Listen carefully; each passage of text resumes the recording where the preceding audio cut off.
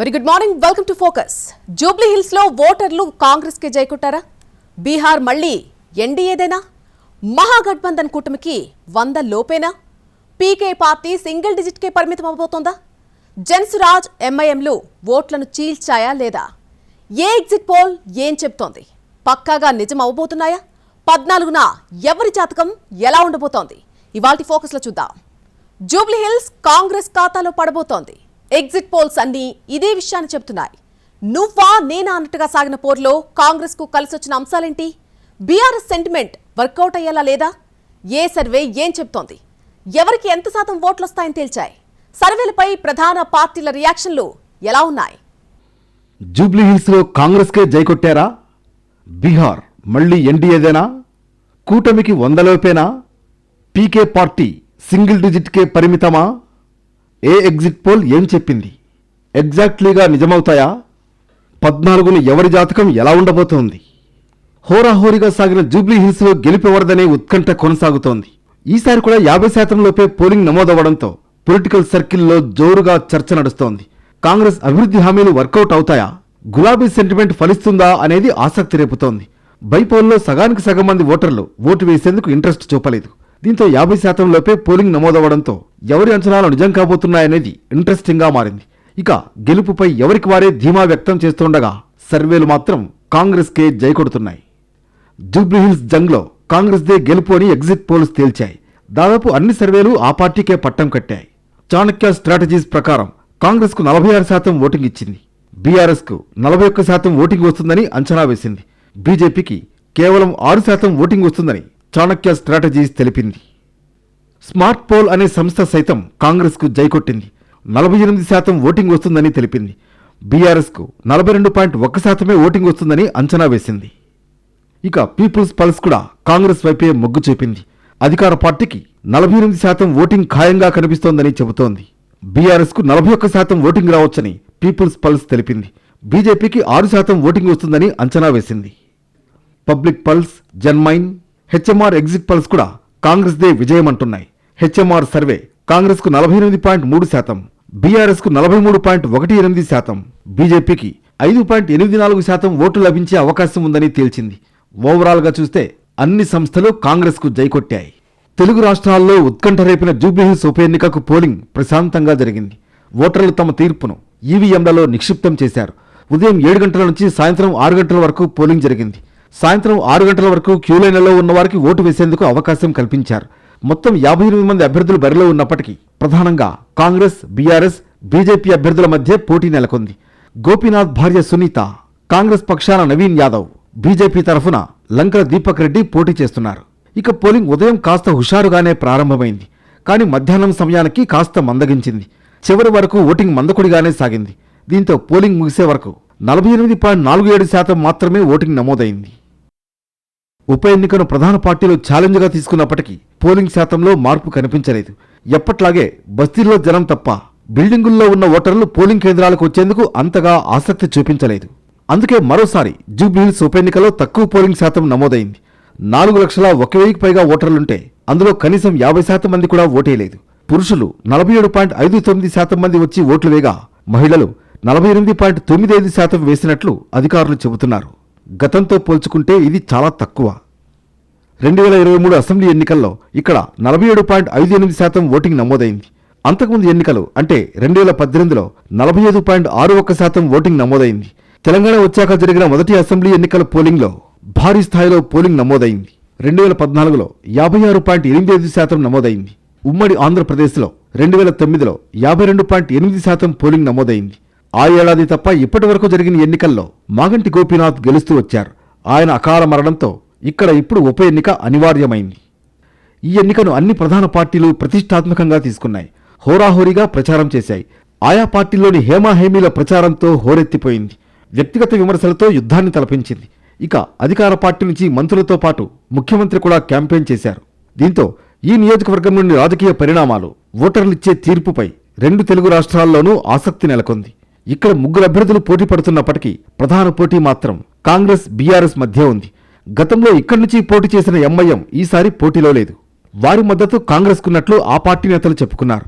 ఇప్పుడు వారి ఓట్లు ఎటుపడ్డాయో అన్న ఉత్కంఠ కాంగ్రెస్ బీఆర్ఎస్ నేతల్లో ఉంది. ఇక జూబ్లీహిల్స్ ఉప ఎన్నికలు ఎలాంటి ఉద్రిక్తతలు లేకుండా ప్రశాంతంగా ముగిసినట్లు ఎన్నికల సంఘం ప్రకటించింది. ఏ బూత్లో కూడా రీపోలింగ్ లేకుండా పక్కా ఏర్పాట్లతో ప్రక్రియను అధికారులు పూర్తి చేశారని తెలిపింది. పలు ప్రాంతాల్లో అధికార ప్రతిపక్షాల మధ్య కాసేపు వాగ్వాదాలు మినహా ఎక్కడా శాంతి భద్రతలకు విఘాతం లేకుండా పోలింగ్ ప్రక్రియ సాగింది. ఒకరిపై ఒకరు ఆరోపణలు మినహా ఎక్కడా శృతిమించిన ఘటనలు లేవు. ఎగ్జిట్ పోల్స్ పక్కన పెడితే విజయం ఎవరిదా అన్న ఉత్కంఠ మాత్రం 14 వరకు కొనసాగనుంది. ఓటింగ్ శాతం పెద్దగా లేకపోయినా ఎవరికి వాళ్లు తమదే గెలుపు అని ధీమా వ్యక్తం చేస్తున్నారు. ఒక్కసారి బ్యాలెట్ బాక్సులు ఓపెన్ చేస్తే ఎవరి జాతకమేంటో తేలిపోనుంది. అంతవరకు ఎవరి ధీమా వాళ్లదే అన్నట్లుగా ఉంది పరిస్థితి. 14వ తేదీ ఉదయం 8 గంటల నుంచి ఓట్ల లెక్కింపు మొదలవుతుంది. అదే రోజు మధ్యాహ్నానికి విజేతపై క్లారిటీ రాబోతోంది. మరోవైపు జూబ్లీహిల్స్ ఉప ఎన్నిక ఫలితాలపై భారీ స్థాయిలో బెట్టింగ్లు జరుగుతున్నాయి. దాదాపు 500 కోట్ల రూపాయల బెట్టింగ్లు జరుగుతున్నట్లు తెలుస్తోంది. గెలుపుతో పాటు మెజార్టీపై కూడా బెట్టింగ్లు వేస్తున్నట్లు టాక్. బీహార్లో మరోసారి ఎన్డీఏ కూటమిదే విజయమని మెజారిటీ పోల్స్ అన్ని అంచనా వేశాయి. నితీష్ కుమార్ నేతృత్వంలోని ఎన్డీఏ కూటమి 130 నుంచి 150 సీట్లు గెలుచుకుంటుందని మెజార్టీ సర్వేలు తేల్చేశాయి. మహాగఠబంధన్ కు వచ్చే సీట్లు 100 లోపే ఉంటాయని చెబుతూ ఉన్నాయి. ఇక ప్రశాంత్ కిషోర్ కు చెందినటువంటి జన్సురాజ్ ప్రభావం అంతంత మాత్రమే అని స్పష్టం చేస్తున్నాయి.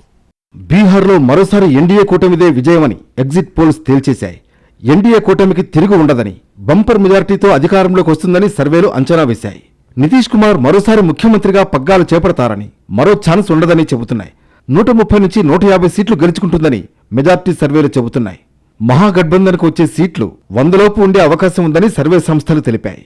ఇక ప్రశాంత్ కిషోర్ కు చెందిన జన్సురాజ్ ప్రభావం అంతంత మాత్రమే అని స్పష్టం చేస్తున్నాయి. ఆర్జేడీ కాంగ్రెస్ నేతృత్వంలోని కూటమి ప్రతిపక్షానికే పరిమితం అవుతుందని తేల్చాయి సర్వేలు.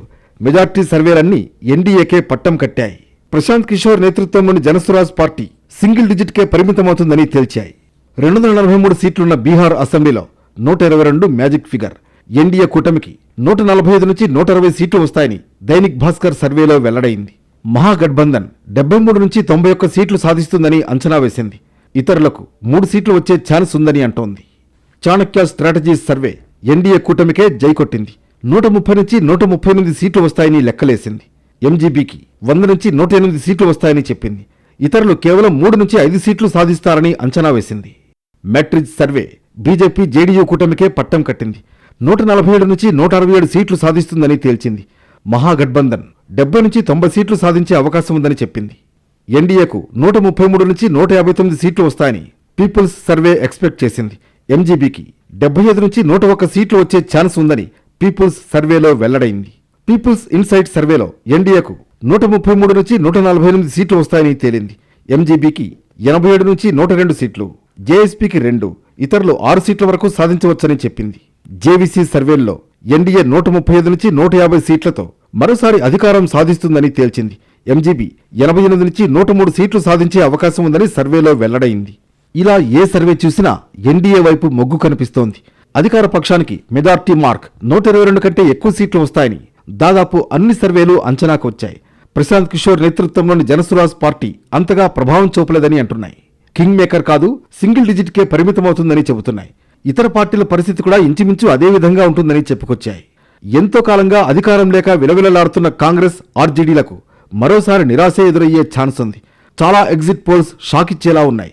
తేజస్వి యాదవ్ ముఖ్యమంత్రి కల మరోసారి నిరాశగా మిగిలే అవకాశం కనిపిస్తోంది.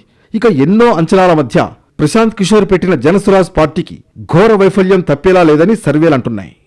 నిజానికి ఎగ్జిట్ పోల్స్ అనేవి కేవలం ఆయా సంస్థల అంచనాలు మాత్రమే. ఇవి కొన్నిసార్లు నిజం కావచ్చు, కొన్నిసార్లు పూర్తి భిన్నమైన ఫలితాలు కూడా రావచ్చు. గతంలో చాలాసార్లు ఎగ్జిట్ పోల్స్ అంచనాలు తప్పాయి. ఈసారి ఎలా ఉంటాయోననే డౌట్ లేకపోలేదు. కానీ ఎగ్జిట్ పోల్స్ అంచనాల కన్నా మెరుగైన ఫలితాలుంటాయని ఎన్డీఏ ధీమా వ్యక్తం చేస్తోంది.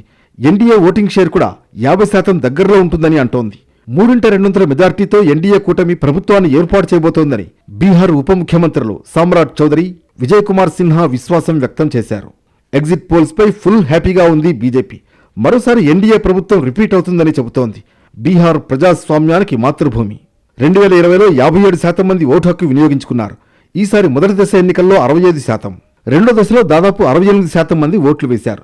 ఇది బీహార్లో బంధుప్రీతి, వంశపారంపర్య రాజకీయాలను ప్రజలు తిరస్కరించడాన్ని చూపిస్తుందని బీజేపీ అంటోంది.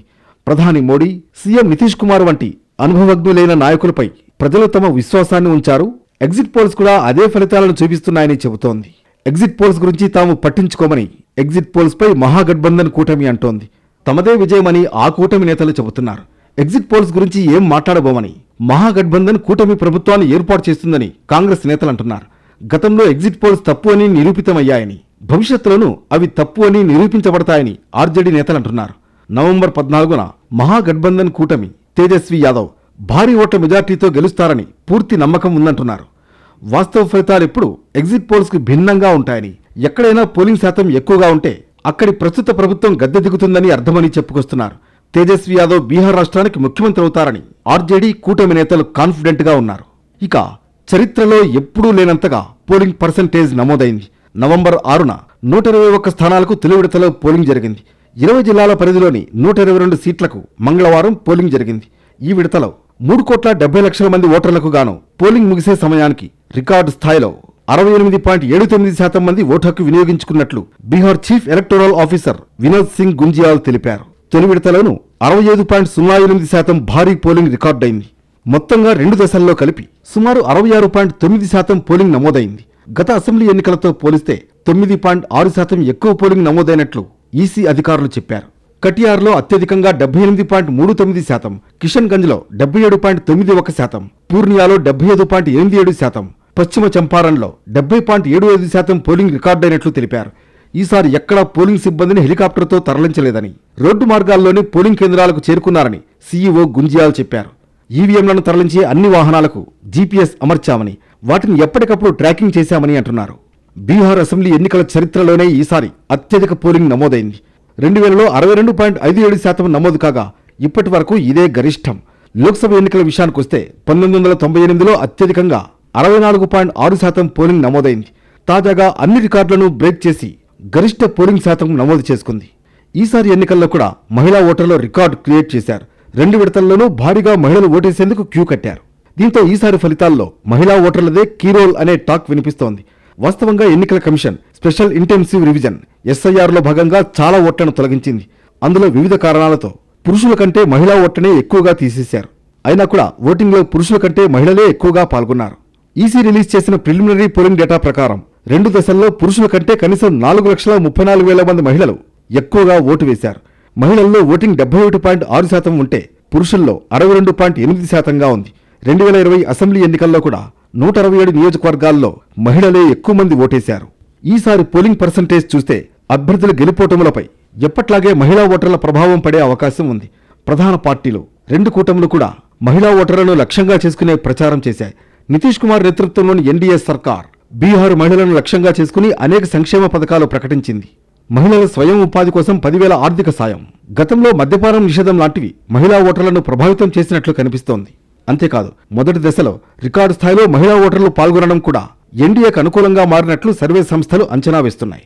మొత్తంగా చూస్తే మహిళలే మరోసారి ఎన్డీఏను గెలిపించబోతున్నారని మెజార్టీ సర్వేలు చెబుతున్నాయి. బీహార్లో ఈసారి చరిత్రలో ఎన్నడూ లేనంతగా రికార్డు స్థాయిలో పోలింగ్ నమోదైంది. అందులోనూ మహిళా ఓటింగ్ శాతం ఎక్కువగా ఉంది. బీహార్ గెలుపోటముల్లో వీరిదే కీరోల్. ఎప్పటిలాగే నితీష్ సర్కార్ను గెలుపుబాటులో నడిపిస్తారని సర్వేలు అంచనా వేశాయి. ఇంతకీ మరోసారి ఎన్డీఏ గాలి వీయడానికి కారణాలేంటి? మహిళలకిచ్చిన వరాలే గెలిపించబోతున్నాయా? ఎన్డీఏ ఈజీగా మ్యాజిక్ ఫిగర్ దాటుతుందని మెజార్టీ సర్వేలు చెబుతున్నాయి. కింగ్ మేకర్ అవుతారనుకున్న రాజకీయ వ్యూహకర్త ప్రశాంత్ కిషోర్ జనసురాజ్ పార్టీ ఏమాత్రం సత్తా చాటలేకపోయిందని అంచనా వేశాయి. చాలా సర్వేలు ఆయన పార్టీకి 0 నుంచి 5 సీట్లలోపే వస్తాయని తేల్చేశాయి. దీంతో బీహార్ రాజకీయాలపై పీకే ఫ్యాక్టర్ పనిచేయలేదని అర్థమవుతోంది. ఈ ఎన్నికల్లో జనసురాజ్, ఎంఐఎం పార్టీలు ఓట్లు చీల్చినట్లు కనిపిస్తోంది. పీపుల్స్ పల్స్ ప్రకారం జనసురాజ్ పార్టీకి 9.7% ఓటింగ్ వస్తుందని అంచనా వేసింది. 0 నుంచి 5 స్థానాల్లో గెలుస్తుందని తెలిపింది. ఎంఐఎంతో కలిపి ఇతరులకు కూడా 6.2% ఓటింగ్ వస్తుందని తేల్చింది. దాదాపు 16% ఓటింగ్ చీలినట్లు కనిపిస్తోంది. ఇది ఎన్డీఏ కూటమికి కలిసి వచ్చి ఉంటుందనేది పొలిటికల్ పండిట్స్ వర్షన్. దాదాపు అన్ని సర్వేలు ఎన్డీఏనే అధికారంలోకి రాబోతోందని లెక్కలేశాయి. People's pulse, Dainik Bhaskar, network 18, Times Now J V C, Matrize లాంటి సర్వే సంస్థలన్నీ కూడా ఎన్డీఏ క్లీన్ స్వీప్ చేస్తుందని తేల్చాయి. ఇక మహాగఠబంధన్ కూటమి మాత్రం 100 సీట్లలోపే పరిమితం కావచ్చని తెలిపాయి. ఇలా చూసుకుంటే ఈసారి మళ్లీ ఎన్డీఏ కూటమి అధికారంలోకి రాబోతున్నట్లు స్పష్టమవుతోంది. బీహార్ అసెంబ్లీ ఎన్నికలను బీజేపీ ప్రతిష్టాత్మకంగా తీసుకుంది. మోడీ సహా ఆ పార్టీ అగ్రనేతలందరూ ఫుల్ ఫోకస్ చేశారు. ర్యాలీలు, సభలతో క్యాంపెయిన్ను హీటెక్కించారు.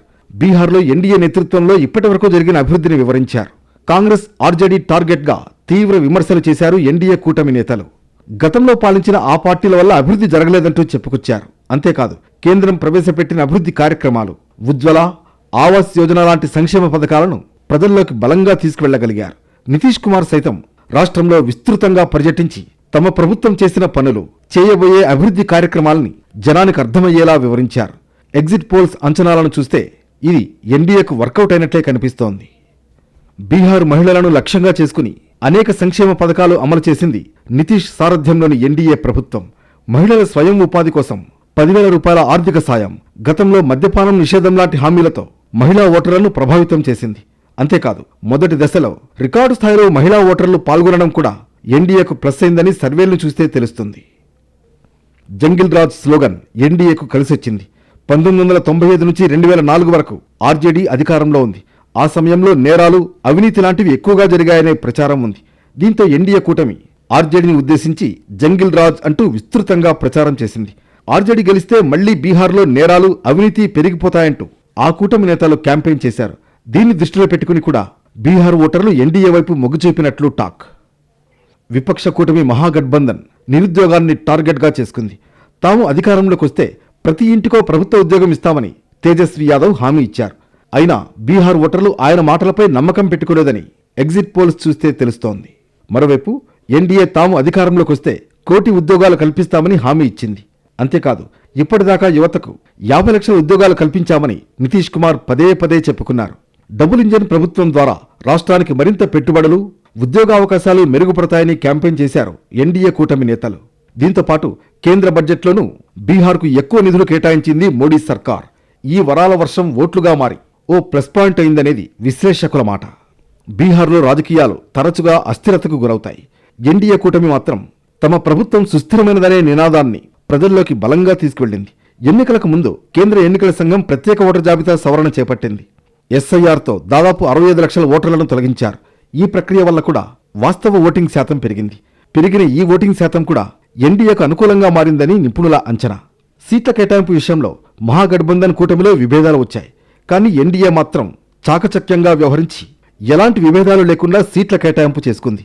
చిన్న చిన్న ఇష్యూస్ ఉన్నా భాగస్వామ్య పార్టీలను ఒప్పిస్తూ ముందుకు సాగింది. దేశ రాజకీయాల్లో అత్యంత కీలకమైన రాష్ట్రం బీహార్. ఎప్పుడూ లేనంతగా ఈసారి హోరాహోరీగా ఎలక్షన్ వార్ నడిచింది. ఎన్డీఏ, మహాగఠబంధన్ కూటములు పోటీపడి మరీ హామీల వర్షం కురిపించాయి. నువ్వా నేనా అన్నట్లుగా సవాళ్ల మీద సవాళ్లు విసురుకున్నాయి. క్యాస్ట్ ఈక్వేషన్లే ప్రధానంగా చక్రం తిప్పాయి. కులాల వారీగా ఓట్లు రాబట్టుకునేందుకు ఎత్తుకు పై ఎత్తులు వేశాయి. ఒకరికి మించి మరొకరు వాగ్దానాల వాన కురిపించారు. చివరకు ఎన్డీఏ కూటమి ఇచ్చిన వరాలు జనాల్లోకి బలంగా వెళ్లినట్లు తెలుస్తోంది. 2023 కులగణనతో బీహార్ రాజకీయ ముఖచిత్రం మారింది.